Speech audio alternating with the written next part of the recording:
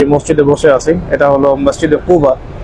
রাসূলুল্লাহ সাল্লাল্লাহু আলাইহি ওয়াসাল্লামের স্মৃতি বিজড়িত অত্যন্ত মর্যাদা সম্পন্ন একটি মসজিদ। মূলত ইসলামের ইতিহাসের সাথে যে তিনটি মসজিদ ফজিলতের দিক থেকে অত্যন্ত গুরুত্বপূর্ণ, মসজিদুল হারাম, মসজিদুল নববী এবং জেরুজালেমের মসজিদুল আকসা, এরপরে চতুর্থ স্থানে রয়েছে মসজিদুল কুবা, যার ফজিলত সম্পর্কে রাসূলুল্লাহ সাল্লাল্লাহু আলাইহি ওয়াসাল্লাম বলেছেন যে এখানে সালাত আদায় করলে ইনশাআল্লাহ আযজা ওয়া জাল একটা উমরার নেকি হবে ইনশাআল্লাহ।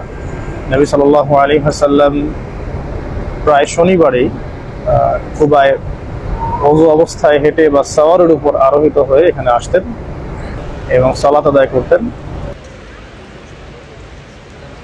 চলো এদিকে আমাদের বাড়ি যাবে।